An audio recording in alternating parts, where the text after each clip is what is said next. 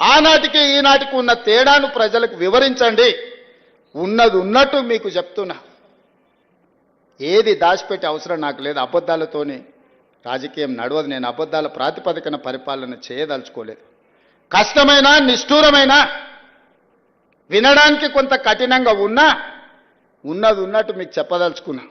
మా పొన్నం ప్రభాకర్ గారు ఎట్లనైనా ఈ సమ్మెను వాయిదా వేయించాలి, ఎట్లా చేయాలి, ఏదో ఒకటి ఇప్పటికాడికి ఒప్పుకుందాం అంటుండు. ఒప్పుకుంటే అబద్ధమే అవుతుంది. ఎన్నో దగ్గర ఒకటి ఆపాలి. ఏది ఆపాలో మీరే చెప్పుర్రి. ఏది లేదు. నాకు ప్రతి నెల కనీస అవసరాలు తీరాలంటే 22,500 కోట్లు కావాలి. ఇప్పుడు నాకు వస్తున్నది 18,500 కోట్లే. ఇంకొక 7,500 కోట్లు ఉంటే ఆయన 50,000 కోట్ల రూపాయలు కాంట్రాక్టర్లకు పెండింగ్ పెట్టిపోయి నాకు ఇవ్వాలి. మరి నా దగ్గర ఉన్నది ఇదే. అసలుకే నాకు తుట్టు ఉన్నది. మళ్ళీ తుట్టిలో భాగంగా మూలిగే నక్క మీద తాటికాయ వచ్చి పడ్డది అన్నట్టు మీరు సమ్మె పోటు ఏమన్నా ఇచ్చిందంటే ఇది రాష్ట్రానికే నష్టం సోదరులారా.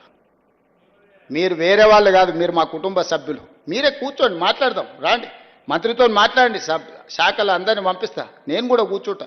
వాళ్ళతో మాట్లాడినాక నా దగ్గర రండి. ఎట్లా చేద్దామో చెప్పుర్రి. నాది నాకు ఈయన ఎవరు ఎక్కడైనా ఓని అనే విధానం కాకుండా అందరికీ ఎట్లా చేద్దామో చెప్పుర్రి. వెసులుబాటు కల్పించండి. వెసులుబాటు ఎట్లా చేద్దామో చెప్పుండ్రి.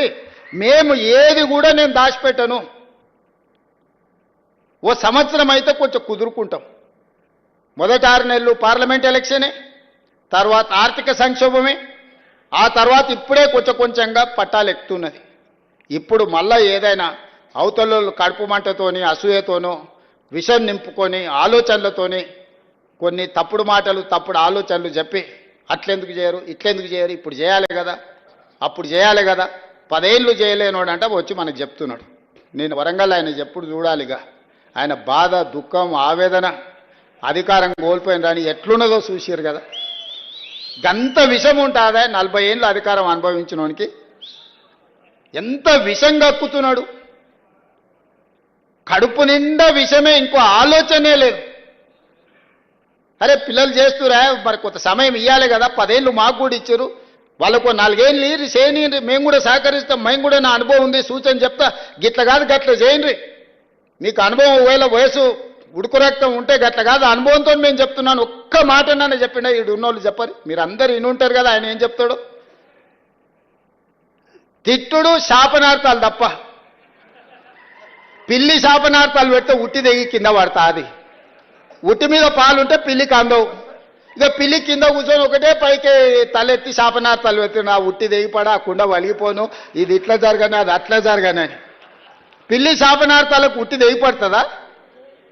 లేకపోతే సిద్ధశెట్టి కింద కూర్చొని ఎవడన్నా మంత్రాలు చదివితే సితకాయలు రాలుతాయా? ఆయన కథ గట్లనే ఉంది.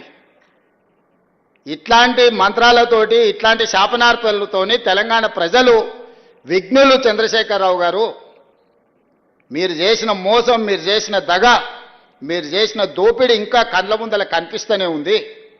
నువ్వు కనిపించినావంటే ఆ గాయం పచ్చిగై మళ్ళీ ప్రజలకు గుర్తొస్తుంది. నువ్వు దాచుకున్నావు, గదే పని చేయి, బయటికి రాకుండా. కొంత కాలానికన్నా జనాలు నువ్వు చేసిన పాపాలను మర్చిపోతారు. నువ్వు మళ్ళీ కనిపించినావంటే అన్నీ గుర్తుపడతారు. మేం చెప్తానే ఉన్నాం. అవులో పోరలు, ఆ పోరలు ఏందే అట్లిచ్చినావు ఊరి మీద కానీ చెప్పలే అసెంబ్లీలో. ఆయన గదే అన్నాడు ఆడ వేదిక మీద. ఈ పోరగాళ్ళని పిల్లల్ని పంపిస్తేనే వాళ్ళు చెప్పలేకపోతున్నారని. వాళ్ళ పిల్లలు అవల మాటలు మాట్లాడుతున్నారని నేను ఎప్పుడో చెప్పిన.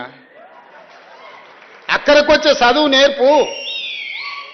దళితుని ముఖ్యమంత్రిని చేస్తాను మోసం చేస్తూ కనీసం ఆ దళితుని ప్రతిపక్ష నాయకుడినన్నా చెయ్యి. కనీసము అప్పుడు చేసిన మోపాలు కొన్నన్నా గడుక్కో.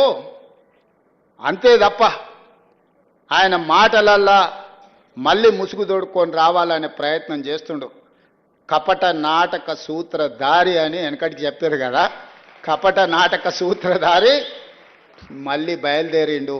ప్రజలు అప్రమత్తంగా ఉండండి. కార్మిక సోదరులారా, మేడేనాడు నేను మాటిస్తున్నా. ఏ వెసులుబాటు ఉన్నా ప్రతి రూపాయి మీ సంక్షేమం కోసం, మీ అభివృద్ధి కోసం, మీ పిల్లల చదువుల కోసం ఖర్చు పెట్టే బాధ్యత నాది.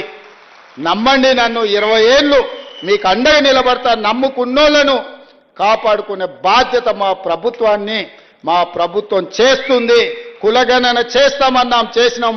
ఎస్సీ వర్గీకరణ చేస్తా అన్నాం, చేసినాం. ఉద్యోగాలు ఇస్తా అన్నాం, ఇచ్చినాం. సన్న బియ్యం ఇచ్చినాం. ఇవాళ ఆడబిడ్డలకు బస్సు ఉచితంగా ఇచ్చినాం. చెయ్యగలిగింది ప్రతిదీ చేస్తున్నాం. ఏదైనా సమస్య ఉంటే మీకే చెప్పుకుంటాం. మీరే మా పెద్దలు.